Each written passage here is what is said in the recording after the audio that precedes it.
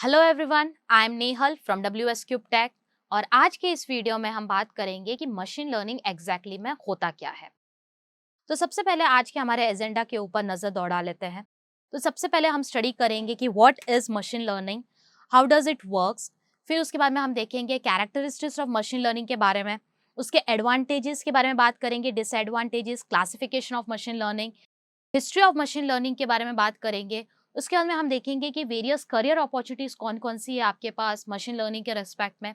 और लास्ट में हम कुछ प्री रिक्विजिट्स देखेंगे कि अगर आपको इस कोर्स के साथ फर्दर कंटिन्यू करना है तो कौन सी जो मिनिमम बेसिक रिक्वायरमेंट्स है जो फुलफिल होनी बहुत आवश्यकता है जिसकी।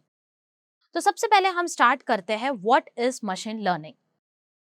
So, machine learning is a science of getting computers to learn and act like humans do and improve their learning over time in an autonomous fashion by feeding them data and information in the form of observations and real world interactions. तो इसका मतलब ये है कि जो आपकी machine learning है वो एक स्टडी है जिसमें आप मशीन्स बनाते हैं ह्यूमंस की तरह। अब ह्यूमंस कैसे होते हैं, ह्यूमंस के जैसे इन टर्म्स ऑफ बिहेवियर, जो हम ह्यूमन जैसे डिसीजंस मेकिंग कैपेबिलिटीज होती है, तो हम हमारी मशीन में इस टाइप की ह्यूमंस के बिहेवियर और डिसीजन मेकिंग कैपेबिलिटीज हम फीड करते हैं कि भाई मशीन खुद से अपने आप लर्न कर सके और वो फंक्शन कर सके और हमें रिजल्ट्स दे सके। और हम इस तरीके की मशीन बनाते हैं कि मशीन्स जो है वो खुद से ही अपने आप वर्क करके हमें रिजल्ट दे सके, न कि हमें उसे इस तरीके से डायरेक्ट करना पड़े या हमें कुछ एक्सप्लिसिटली प्रोग्रामिंग करनी पड़े।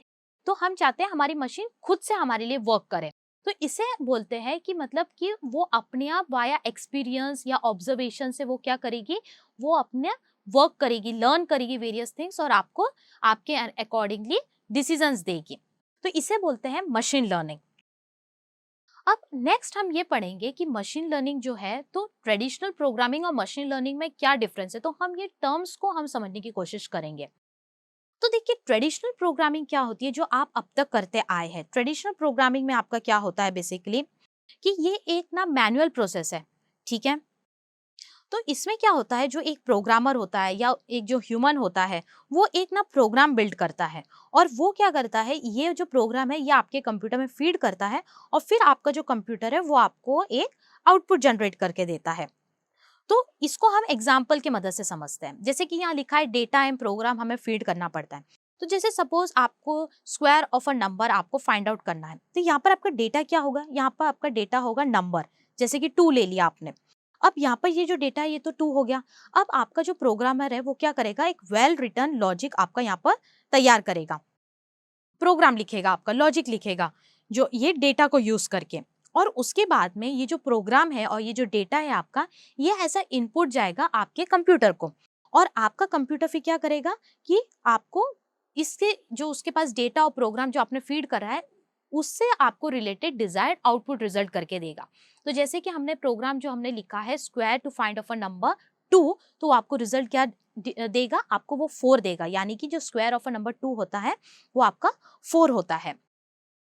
तो ये होता है आपका ट्रेडिशनल प्रोग्रामिंग कि जिस तरीके से हम डेटा प्रोग्राम हम फीड करते हैं हमारे कंप्यूटर पे, उसी ही डिपेंडेंट वो आपको क्या करता है, डिजायर्ड आउटपुट देता है। अब बात करते हैं हम मशीन लर्निंग के बारे में। तो देखिए मशीन लर्निंग जो है आपका वो है क्या है, एक ऑटोमेटेड प्रोसेस है। तो इसमें क्या होता है, आप इनपुट में जो देते हैं वो डेटा और आउटपुट देते हैं और उसके बाद में आपका मशीन आपको क्या रिटर्न करता है, एक प्रोग्राम रिटर्न करके देता है, या आप उसको बोल सकते हैं लॉजिक भी बोल सकते हो और या आप एक मॉडल भी बोल सकते हो, ठीक है। अब इसको हम एग्जाम्पल की मदद से समझते हैं। तो जैसे जब हम ऑनलाइन शॉपिंग करते हैं, ठीक है, तो जब आप फर्स्ट टाइम किसी भी साइट पे पर्टिकुलर साइट पे जाते हैं और वहाँ पर जो सर्च बार है वहाँ पर आप कोई भी पर्टिकुलर प्रोडक्ट का आप नाम लिखते हैं, तो ये जो भी आप वहाँ पर सर्च कर रहे हैं, जो भी आप वहाँ पर सर्च बॉक्स में जो आप वहाँ पर लिख रहे हैं वर्ड्स, ये आपके वर्ड्स क्या हो रहे हैं, स्टोर हो रहे किए जा रहे हैं, सेव किए जा रहे हैं। अब क्या होगा, जब आप नेक्स्ट टाइम इस पर्टिकुलर ऑनलाइन सेम साइट पे अगर आप विजिट करेंगे तो क्या होगा, आपको होम पेज के ऊपर क्या होगा, आपको वही सिमिलर आपको प्रोडक्ट्स मिलेंगे जो आपने जो सर्च किए हुए थे। तो यहाँ पर आपका क्या हो रहा है कि जब नेक्स्ट टाइम जब आप उस पर्टिकुलर साइट पे जा रहे हो तो ये जो आपकी जो हिस्ट्री थी, ये जो आपका था, ये जो आउटपुट था, ये आपको यहाँ पर एज अ इनपुट आपका विथ डेटा आपके मशीन में फीड किया जाता है। और इससे आपको क्या होता है, जो भी प्रोडक्ट्स जो भी आप इंटरेस्टेड थे आपके फर्स्ट सर्च में, वो आपको सारे जो प्रोडक्ट्स है वो आपको आपके होम पेज पे आपको दिख जाते हैं। तो ये होता है हमारा मशीन लर्निंग। अब यहाँ पर ये क्वेश्चन अराइज होता है कि जैसे मैं बोल रही हूँ कि मशीन मतलब लर्न करता है, वो उस हमें हमें इस तरीके की मशीन्स बनानी है कि मशीन खुद से लर्न कर सके। तो यहाँ पर क्वेश्चन ये अराइज होता है कि मशीन कैसे अपने आप लर्न कर सकती है, कैसे वो समझ सकती है। तो इसका आंसर है डेटा।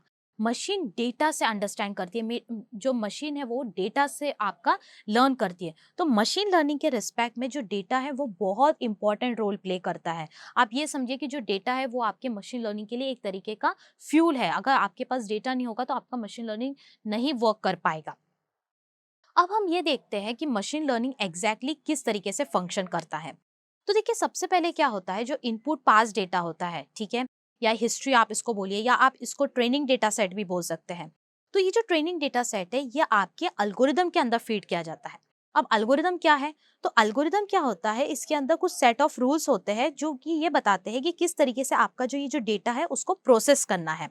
ठीक है, तो मशीन लर्निंग के रिस्पेक्ट में बहुत सारे अल्गोरिदम्स है, वो हम आगे के फर्दर ट्यूटोरियल्स में हम वन बाय वन करके हम पढ़ेंगे।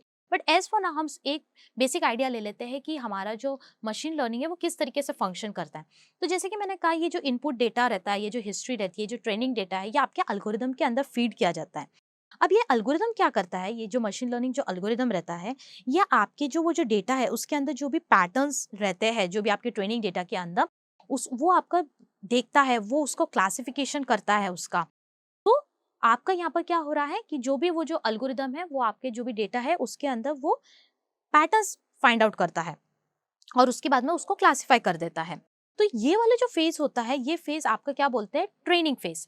तो इसमें आपका मशीन क्या करता है, ये लर्न करता है। तो जैसे कि मैंने बोला लर्न फ्रॉम डेटा, तो यहाँ पर वो वही कर रहा है कि आपके डेटा को आपको क्या कर रहा है, वो वेरियस में पैटर्न्स देखेगा और उसको वो क्लासिफिकेशन करेगा। तो इस तरीके से आपका मशीन जो है वो लर्न करता है। तो ये आपका हो गया लर्निंग फेज। ठीक है, उसके बाद में आपका आता है यहाँ पर ये टेस्टिंग फेज। तो एक बार जब आपका ट्रेनिंग फेज जब कंप्लीट हो जाता है तो आपका आता है टेस्टिंग फेज। अब यहाँ पर हम क्या करते हैं कि हमारे मशीन को एक न्यू डेटा सेट से हम यहाँ पर इंट्रोड्यूस करते हैं कि जो कि हमारे मशीन लर्निंग मॉडल ने कभी देखा नहीं था। और यहाँ पर अब आपका मशीन लर्निंग मॉडल क्या करेगा, जो भी उसने जो लर्न किया है ट्रेनिंग फेज में, जो भी उसने पैटर्न्स जो आइडेंटिफाई करे हैं, जो भी उसने क्लासिफिकेशंस जो उसने किया है, वो अपनी सारी लर्निंग्स इस न्यू डेटा सेट पे लगाता है और उससे वो आपका क्या करता है, वो आपको आउटपुट जनरेट करके देता है। और आउटपुट क्या होता है, वो प्रिडिक्शंस आपको देता है यहाँ पे। तो यहाँ पर ये है कि जितना आपका डेटा होगा उतना ही बेटर आपका मॉडल क्या है, ट्रेन हो पाएगा और उतना ही बेटर वो आपको रिजल्ट आपको दे पाएगा।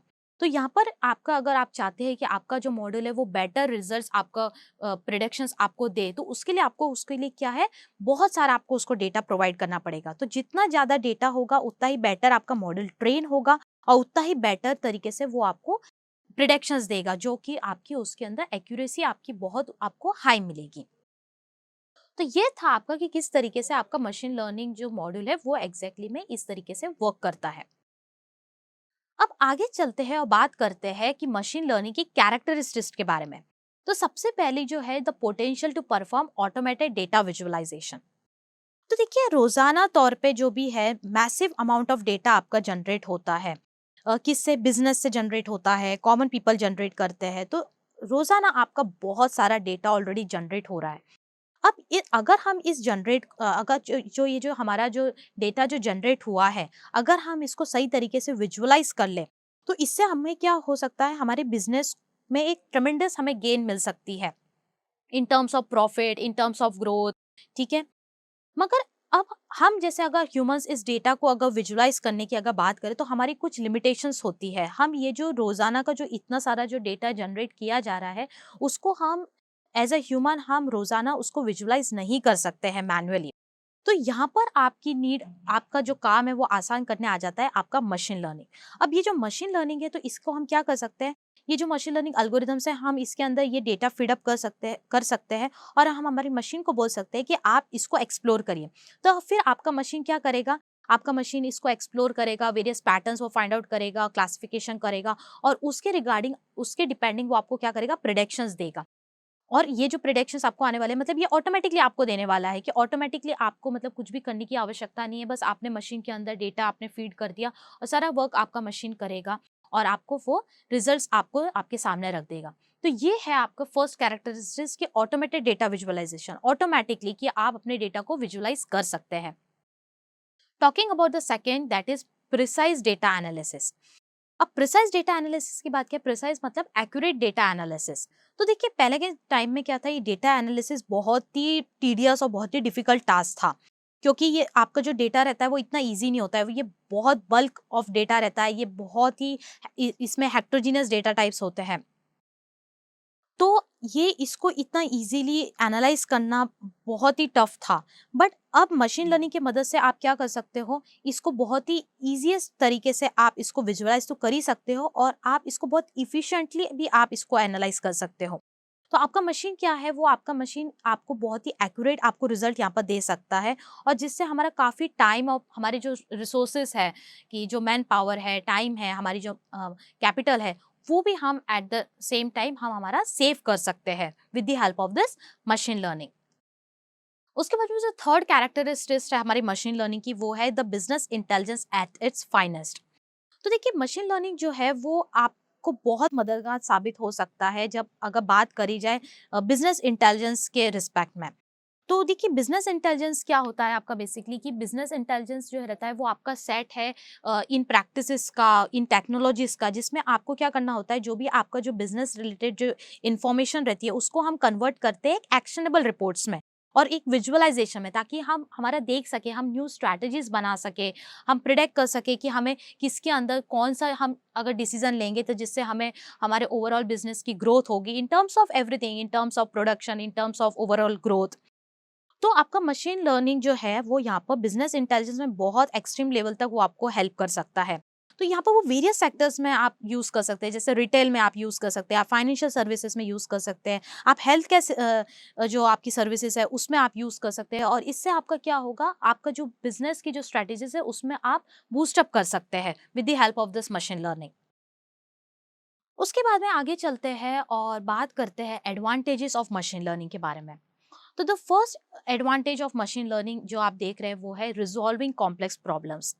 तो देखिए मशीन लर्निंग जो है वो केपेबल है कि जो कॉम्प्लेक्स प्रॉब्लम्स होते हैं वो इजीली, वो बहुत ही आसानी से और इफ़िशिएंट तरीके से आपका मशीन लर्निंग आपको इसको सॉल्व करके दे सकता है, जो कि प्रॉब्लम्स आप हम जैसे ह्यूमंस के लिए थोड़े से कॉम्प्लेक्स हो जाते हैं उसको रिजॉल्व करने के लिए। उसके बाद में आता है जो नेक्स्ट एडवांटेजेस है मशीन लर्निंग का, वो है ऑटोमेशन फॉर एवरीथिंग। तो ये जो ऑटोमेशन है, जो ऑटोमेटिक, जो मैंने अभी आपको रिसेंटली कैरेक्टरिस्टिक्स में भी आपको बताया था कि ये बहुत ही पावरफुल यूटिलिटी है मशीन लर्निंग का, कि आप हर किसी भी चीज़ को आप ऑटोमेट कर सकते हो, जो भी ना मतलब जो भी वेरियस जो डिसीजन मेकिंग जो टास्क रहते हैं उसको आप इजीली ऑटोमेट प्रोसेस में डाल सकते हैं। तो जिससे आपका क्या होता है, वेरियस रिसोर्सेज आपके सेव हो जाते हैं, आपके जो टाइम है वो आपका सेव हो जाता है, जो हमारा ह्यूमन है वो फ्री हो जाता है, ह्यूमंस को हम कई दूसरे वर्क में हम इन्वो एंगेज कर सकते हैं। और यहाँ पर अगर मैं आपको बेस्ट एग्जांपल अगर आपको यहाँ पर दूँ, तो जैसे कि आप देखते हैं कि वेरियस जो वेबसाइट्स के ऊपर हमारे चैट बोट होते हैं। तो ये चैट बोट क्या होता है, ये एक तरीके का सॉफ्टवेयर होता है जो आपका क्या है, ह्यूमन लाइक आपका क्या होता है, कम्युनिकेशन करता है आपसे चैट के माध्यम से। तो जैसे ही सपोज कोई नेगेटिव कमेंट अगर ना उजागर होता है किसी भी प्रोडक्ट के रिलेटेड या सर्विस के रिलेटेड आपकी कंपनी के रिस्पेक्ट में, तो ये चैटबॉट क्या करता है, ये इंस्टेंटली उसको रिप्लाई करता है as a first level customer support. तो आप देख रहे हैं कि मतलब किस तरीके से, अब जब हमने चैटबॉट वहाँ पर कर दिया तो हमारा बहुत सा टाइम जो है वो सेव हो गया, हमारे रिसोर्सेज सेव हो गए, हमारा टाइम जो मतलब जो एक ह्यूमन को करना चाहिए उसकी जगह हम एक चैटबॉट के तरीके से जो एक इंसान की तरह पूरा कम्युनिकेशन कर सकता है। तो हमने क्या किया, इसको ऑटोमेशन कर दिया, तो मतलब ऑटोमेशन फॉर एवरीथिंग। तो अगर आप देखेंगे तो मशीन लर्निंग जो है एक पूरा नजरिया ही बदल रहा है, वो हर चीज को ऑटोमेशन के मोड पे वो डाल रहा है। थर्ड जो एडवांटेजेस है आपका मशीन लर्निंग के रेस्पेक्ट में, वो है ट्रेंड्स एंड पैटर्न आइडेंटिफिकेशन। तो जैसे मैंने अभी आपको बताया था कि जो मशीन लर्निंग किस तरीके से फंक्शन करता है, तो मैंने आपको बताया था कि मशीन आपका डेटा के माध्यम से वो लर्न करता है, और वो किस तरीके से लर्न करता है, वो आपके जो डेटा है, जो आपने उसको ट्रेनिंग डेटा दिया है उसके अंदर वो वेरियस जो पैटर्न्स को विजुअलाइज करता है, वो क्लासिफिकेशन करता है। तो वही चीज़ यहाँ पर है कि वेरियस पैटर्न्स एंड ट्रेंड्स वो आइडेंटिफिकेशन करने में आप मशीन लर्निंग का यूज़ कर सकते हैं। मतलब आप मशीन लर्निंग के के हेल्प की मदद से आप क्या कर सकते हैं, जो भी हिडन पैटर्न्स है आप यूजफुल इंफॉर्मेशन एक्सट्रैक्ट कर सकते हैं आपके मैसिव अमाउंट ऑफ डेटा से।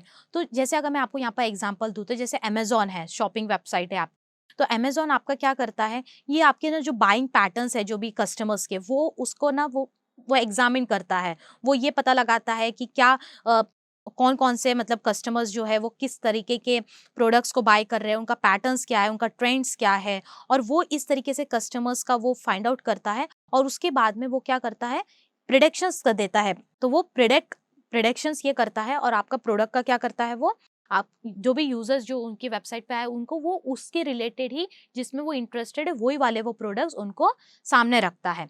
तो इस तरीके से वो यहाँ पर अमेज़न क्या कर रहा है, वो मशीन लर्निंग के एल्गोरिदम्स की मदद से ये सब कर पा रहा है कि वो वेरियस ट्रेंड्स एंड पैटर्न्स जो है, जो कस्टमर जो लेना चाहता है वो आइडेंटिफाई करता है, और उसके डिपेंडिंग वो उसका नेक्स्ट उसके सामने वो सारे वही सब आपको पैटर्न्स और प्रोडक्ट्स आपके सामने रखेगा जिसमें वो आप इंटरेस्टेड थे। तो ये होता है आपका ट्रेंड्स एंड पैटर्न्स आइडेंटिफिकेशन।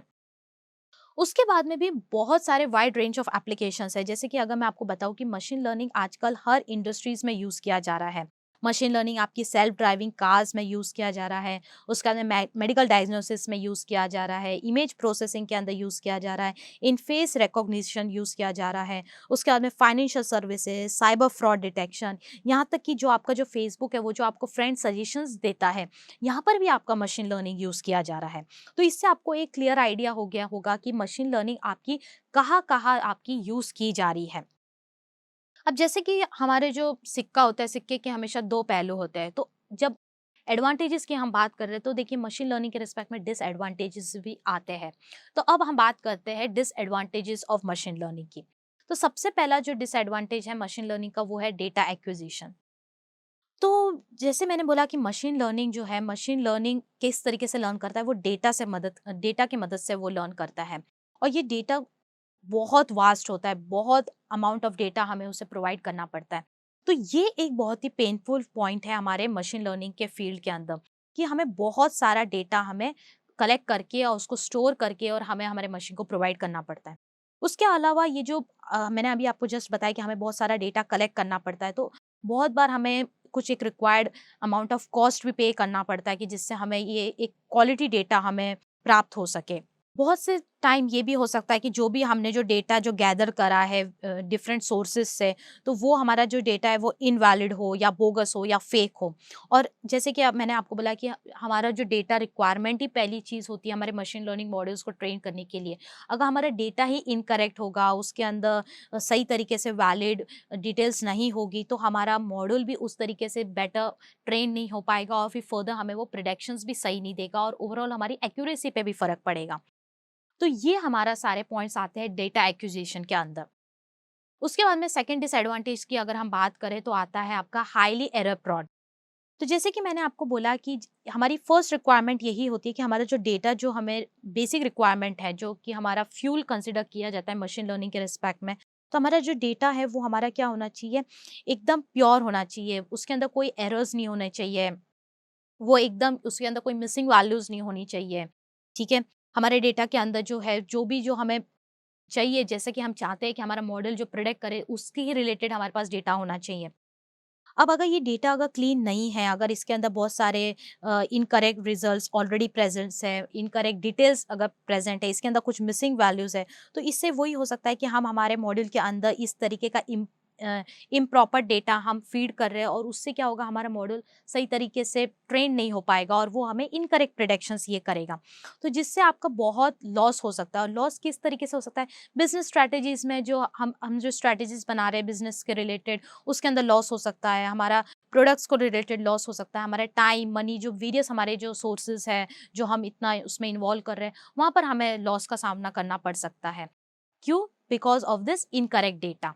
उसके बाद में next disadvantage of machine learning की बात करें तो है एल्गोरिदम सिलेक्शन। तो देखिए मैंने अभी आपको बताया था कि मशीन लर्निंग इस तरीके की लर्निंग है कि जिसपे हम चाहते हैं कि मिनिमम से मिनिमम ह्यूमन का इन्वॉल्वमेंट किए बिना हमारी मशीन ने खुद से लर्न करना चाहिए, और हमें प्रिडिक्शंस देने चाहिए, हमें आउटपुट देने चाहिए। मगर मैंने आपको ये भी बताया था कि डेटा तो ठीक है, मगर डेटा एंड एल्गोरिदम ये हमें एज अ डेवलपर को ये करना पड़ता है। तो यहाँ पर एल्गोरिदम सिलेक्शन जो रहता है ये एक मैनुअल टास्क रहता है, ये डेवलपर को करना पड़ता है और ये बहुत ही टीडियस टास्क है। बिकॉज यहाँ पर एक जो डेवलपर है उसे ये आइडेंटिफाई करना पड़ता है, उसे डेटा को स्टडी करके उसको ये आइडेंटिफाई करना पड़ता है कि यहाँ पर किस टाइप का मेरा डेटा है और किस टाइप का मुझे यहाँ पर एल्गोरिदम मैं जो लगाऊंगा यहाँ पर वो मुझे कौन सा एल्गोरिदम बेटर रिजल्ट्स मुझे परफॉर्म करके दे सकता है। तो यहाँ पर ये जो एल्गोरिदम सिलेक्शन है ये बहुत ही हैक्टिक टास्क है और ये एक टाइम कंज्यूमिंग प्रोसेस है और ये एक बहुत बड़ा डिसएडवांटेज है आपके मशीन लर्निंग का। अगर आपने सही तरीके से अगर एल्गोरिदम का सिलेक्शन नहीं किया है तो नो डाउट अगर आपका डेटा भी वेल क्लीन है, डेटा एकदम हाईली एक्यूरेट है, बट अगर आपने सही तरीके का अगर एल्गोरिदम वहाँ पुटअप नहीं किया तो डेफिनेटली आपका जो मॉड्यूल है वो आपको गलत आपका डिसीजन आपको प्रिडिक्शंस आपको देगा। तो this is the most disadvantages of this machine learning, that is the algorithm selection. तो जो आपका डेवलपर यहाँ पर है वो बहुत ही नॉलेजेबल होना चाहिए, उसे आइडिया होना चाहिए कि डिपेंडिंग अपॉन योर डेटा किस टाइप का वो एल्गोरिदम यहाँ पर फीड कर सके। उसके बाद में जो नेक्स्ट आपका यहाँ पर डिसएडवांटेजेस है आपका वो है आपका टाइम कंज्यूमिंग।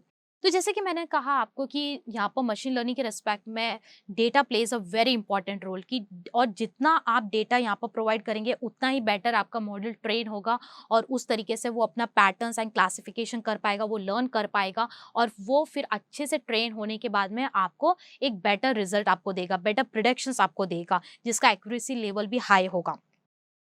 मगर जब मैं बात करती हूँ कि लॉट ऑफ डेटा आपको प्रोवाइड करना पड़ेगा, तो जब आपका मशीन लर्निंग मॉडल को आपको लॉट ऑफ डेटा आपको प्रोवाइड करना पड़ेगा तो यहाँ पर टाइम कंज्यूमिंग जो चीज़ है वो आ जाती है इसमें। तो उसके लिए उसको काफ़ी टाइम लगेगा आपके मॉडल को पहले तो डेटा काफ़ी देना, उसके बाद में वो उसके अंदर काफ़ी एनालिसिस करेगा, वो उसका वेरियस पैटर्न्स डिनोट करेगा। तो जैसे जैसे आपका डेटा बढ़ता जाएगा तो वो मशीन लर्निंग का जो लर्निंग प्रोसेस है उसमें भी उसे काफ़ी टाइम लगेगा। और इसके अलावा सिर्फ टाइम ही नहीं है, हो सकता है एट अ पर्टिकुलर टाइम आपके मशीन को कुछ एडिशनल रिसोर्सेज भी लगे कंप्यूटेशन के लिए, तो आपको ये रिसोर्सेज भी प्रोवाइड करने पड़ सकते हैं। तो ये थे आपके डिसएडवांटेजेस ऑफ मशीन लर्निंग। अब आगे चलते हैं और बात करते हैं क्लासिफिकेशन ऑफ मशीन लर्निंग के बारे में। तो देखिए आपका जो मशीन लर्निंग है वो आपका ब्रॉडली क्लासिफाइड है ये 3 टाइप्स में। तो पहला जो है आपका वो है सुपरवाइज्ड मशीन लर्निंग। अब सुपरवाइज्ड मशीन लर्निंग के बारे में बात करते हैं। तो सुपरवाइज्ड मशीन लर्निंग जैसे कि नाम सजेस्ट करता है कि सुपरवाइज्ड, तो मतलब यहाँ पर ये जो लर्निंग है ये एक सुपरवाइजर के प्रेजेंस में कैरिड आउट होगी। सुपरवाइजर यानी कि एक टीचर के प्रेजेंस में कैरिड आउट होगी।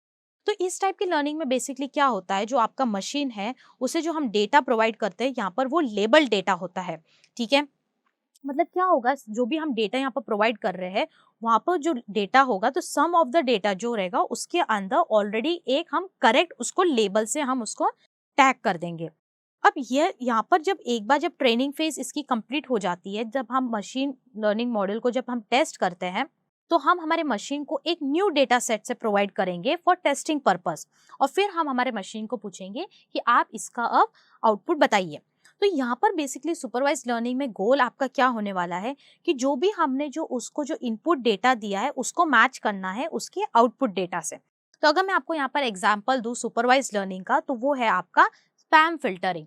ठीक है, तो ये हम क्लासिफिकेशन ऑफ जो मशीन लर्निंग के जो रिस्पेक्ट में जो सुपरवाइज्ड, अनसुपरवाइज्ड और रीइंफोर्समेंट लर्निंग के, इसके बारे में हम एक सेपरेट वीडियो बनाएंगे जिसके अंदर हम इसको डिटेल में हम इसको चर्चा करेंगे। बट एज फॉर नाउ एक आइडिया लेने के लिए हम इसको समझने की कोशिश करते हैं, तो वही हम कर रहे हैं। तो ये होता है आपका सुपरवाइज लर्निंग की सुपरवाइज लर्निंग आपका क्या सुपरवाइजर के प्रेजेंस में होगा और यहाँ पर जो आपका डेटा है वो आपका लेबल डेटा होगा, उसके अंदर टैग्स हम करेक्ट उसको टैग्स दे देंगे और उससे हम फिर प्रिडिक्शंस करेंगे, हम उससे बोलेंगे कि आप बताइए। तो यहाँ पर वो सिंपली उसका यही गोल होगा कि जो भी हमने उसको इनपुट डेटा प्रोवाइड कर रखा है उसको वो आउटपुट डेटा से मैच करेगा। और मैंने आपको एग्जाम्पल यहाँ पर बताया स्पैम फिल्टरिंग का। ठीक है, उसके बाद में हम बात करते हैं हमारा अनसुपरवाइज लर्निंग के बारे में। तो जैसे कि यहाँ पर नाम से पता चलता है अनसुपरवाइजर, तो यहाँ पर कोई भी सुपरवाइजर नहीं होगा, यहाँ पर कोई भी टीचर नहीं होगा।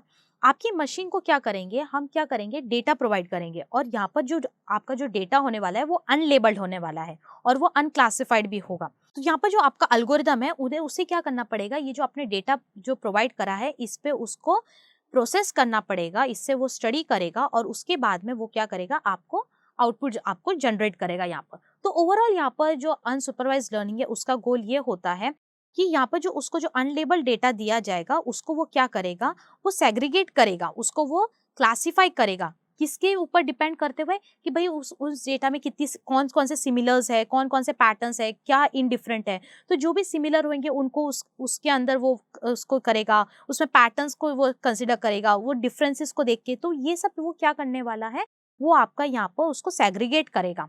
तो ये होता है आपका अनसुपरवाइज मशीन लर्निंग। उसके बाद में आता है आपका रीइंफोर्समेंट लर्निंग। तो ये जो रीइंफोर्समेंट जो टाइप ऑफ लर्निंग है, इसके अंदर आपका क्या होता है कि मशीन खुद से वो एक्सपीरियंसेस अंडरस्टैंड करता है, वो सीखता है। तो यहाँ पर आपका क्या होता है, यहाँ पर एक लर्निंग एजेंट होता है, और ये जो लर्निंग एजेंट है इसको क्या होता है, हर बार एक रिवॉर्ड मिलेगा अगर ये राइट एक्शन परफॉर्म करता है तो, और अगर ये रॉन्ग एक्शन परफॉर्म करता है तो इसको एक पेनल्टी मिलेगी। अब यहाँ पर जो एजेंट है वो क्या करता है, वो खुद से वो जो भी उसको फीडबैक, अब फीडबैक हम इसको इसी तरीके से दे रहे हैं कि अगर उसने सही एक्शन किया तो उसको रिवॉर्ड मिलेगा, गलत एक्शन लिया तो हम उसको पेनल्टी देंगे। तो यहाँ पर जो ये एजेंट है ये इन फीडबैक से वो लर्न करता है और वो अपनी परफॉर्मेंस को इम्प्रूव करता है। तो यहाँ पर जो रीइंफोर्समेंट लर्निंग होता है, इसका गोल ये होता है कि जो एजेंट है आपका, जो यहाँ लर्निंग एजेंट है, उसको मोर आपका रिवॉर्ड्स पॉइंट ज़्यादा से ज़्यादा उसको कमाने हैं बनस्पत कंपेयर टू द पेनल्टी। और इस तरीके से जो हम उसको जो फीडबैक देते हैं उससे वो मशीन जो रीइंफोर्समेंट लर्निंग है वो खुद से अपने आप को इम्प्रूव करता है। और यहाँ पर रीइंफोर्समेंट लर्निंग का मैं अगर आपको बेस्ट एग्जांपल दूँ तो जैसे कि जब आप चेस ऑनलाइन प्ले करते हैं तो वो आपका बेस्ट एग्जांपल है। तो यहाँ पर जो कंप्यूटर है वो आपका, तो वो वाया एक्सपीरियंस, मतलब आपने जो उसके पास जो मूव्स जा रहे हैं, जो कि उसको हम जो उसको जो हम रिवॉर्ड और जो पेनल्टी हम उसको देंगे, प्रोवाइड करेंगे, उसके डिपेंडिंग वो अपने इसमें परफॉर्मेंस में वो बदलाव लाएगा, वो अपनी परफॉर्मेंस में इम्प्रूव करेगा। ठीक है। और मैंने जैसे कि बोला कि हम क्लासिफिकेशन ऑफ मशीन लर्निंग के बारे में, सुपरवाइज अनसुपरवाइज रीइंफोर्समेंट, हम इन डिटेल और भी इसके बारे में बात करेंगे, हम इसके लिए सेपरेट वीडियो निकालेंगे। बट एज फॉर नाउ आपको एक आइडिया हो गया होगा कि supervise learning, unsupervise and reinforcement learning में क्या अंतर है। ठीक है, तो मैं एक छोटा सा क्विक रिकैप कर देती हूँ यहाँ पर कि सुपरवाइज लर्निंग में बेसिकली क्या होता है कि आपका सुपरवाइजर होता है, यहाँ पर आपकी मशीन को सुपरवाइजर आपका ट्रेन करता है। ठीक है, और उसकी डिपेंडिंग ही उससे वो हम जब उसका ट्रेनिंग टेस्टिंग फेज आता है तब हम उसको वही डेटा हम प्रोवाइड करते हैं और उससे हम प्रेडिक्शंस मांगते हैं। अनसुपरवाइज लर्निंग में बेसिकली क्या होता है, यहाँ पर कोई सुपरवाइजर नहीं होता है, मशीन को खुद ही एक्सप्लोर करना पड़ता है अपने आप। ठीक है, और डिपेंडिंग अपॉन वो वेरियस पैटर्न्स, और उससे वो क्लासिफिकेशन करेगा कि उसमें क्या डिफरेंसेस है, क्या सिमिलैरिटीज है, उसके बिहेव डिपेंडिंग ये जो अनसुपरवाइज लर्निंग है वो इस तरीके से वर्क करता है।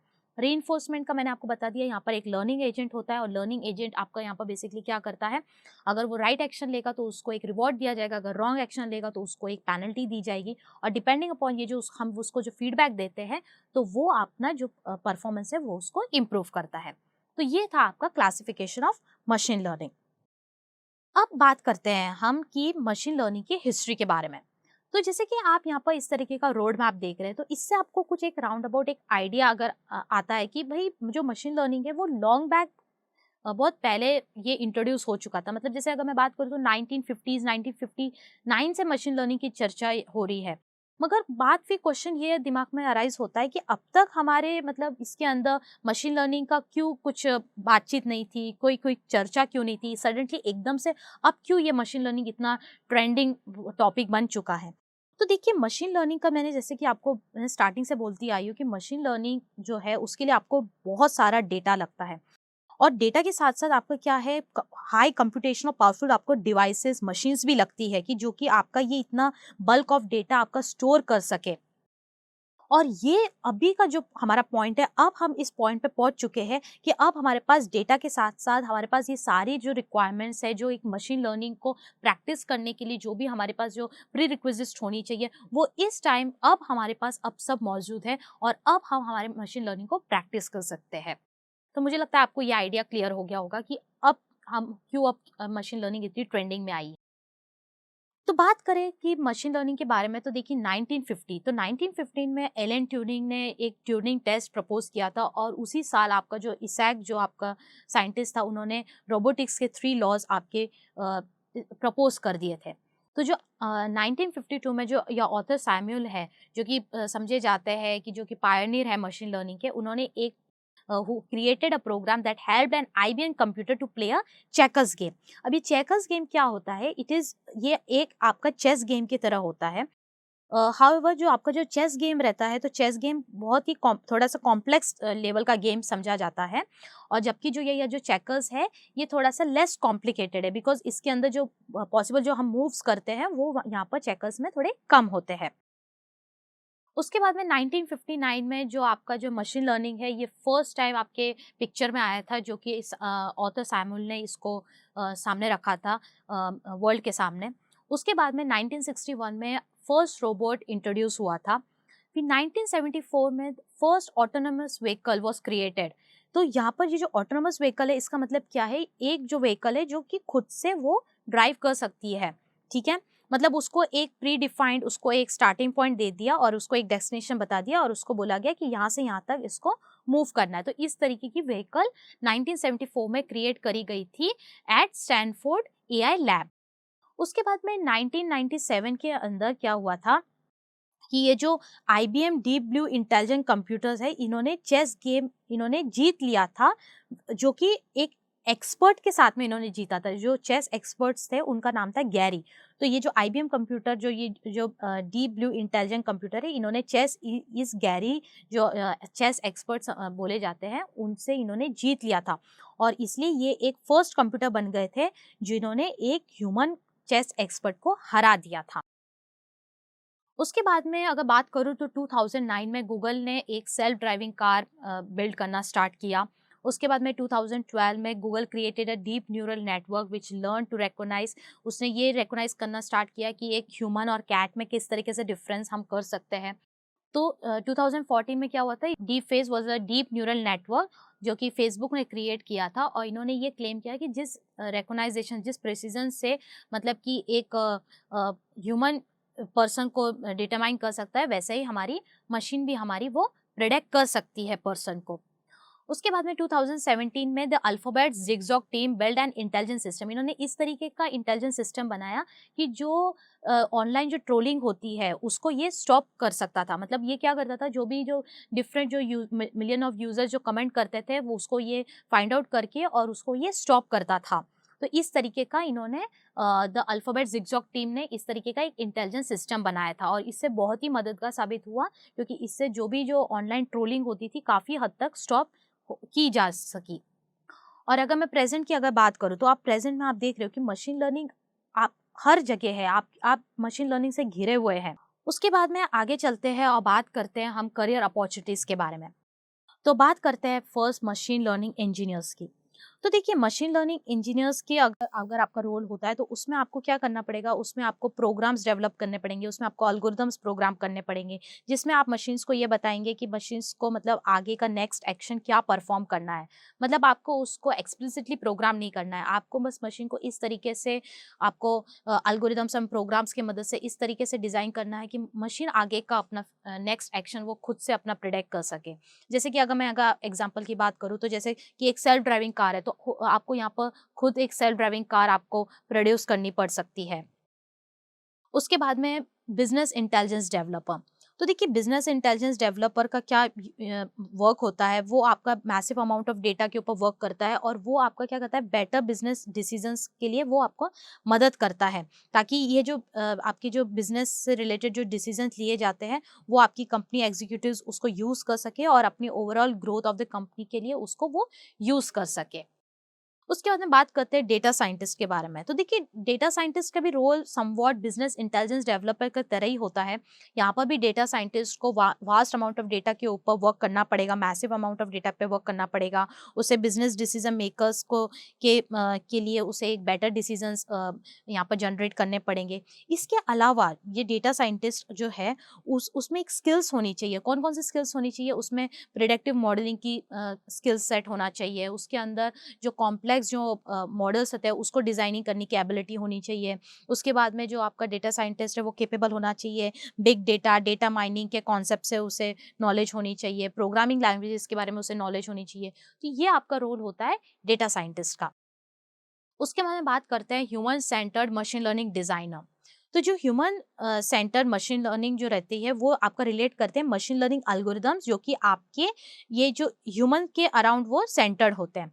जैसे कि आप अगर मैं यहाँ पर एग्जांपल आपको दूँ तो जैसे नेटफ्लिक्स है, तो जैसे नेटफ्लिक्स के ऊपर आप जाते हैं तो आपको डिफरेंट सीरीज मूवीज आपको क्या करता है वो सजेस्ट करता है। ये कैसे वो सजेस्ट कर पाता है, क्योंकि जो भी आपने जो पीछे जो आपने जो भी सर्च आपने लिखा था, जो भी आप जिस तरीके के सीरियल्स वीडियोस आप देख रहे थे पीछे, उसकी डिपेंडिंग वो आपको क्या करता है आगे वो आपको सजेस्ट करता है।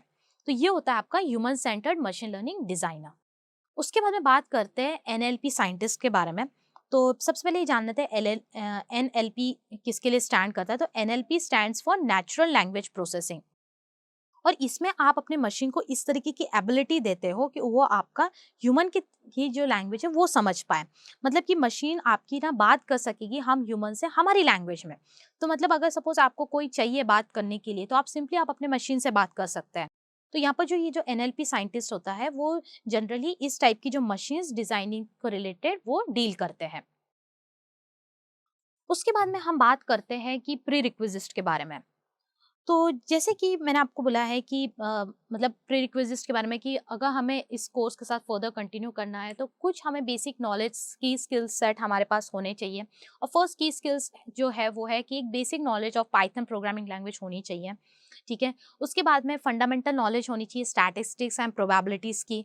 उसके बाद में अंडरस्टैंडिंग आपको एक मिनिमम लेवल की बेसिक रिक्वायरमेंट आपकी होनी चाहिए कि लीनियर अलजेब्रा एंड कैलकुलस इस तरीके के आप ये समझ सके। बिकॉज जब हम आगे मूव ऑन करेंगे, हम एल्गोरिथम्स के बारे में स्टडी करेंगे, सब कुछ करेंगे, तो वहाँ पर इन सब चीज़ों की थोड़ी बहुत आवश्यकता आपको होएगी। तो ये सब था आपका आज का टॉपिक, ये introduction to the machine learning. तो मैं आशा करती हूँ कि आज का टॉपिक आपको इसमें कोई डाउट नहीं होगा।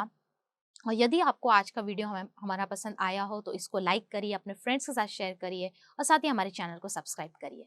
अगले वीडियो में मिलते हैं।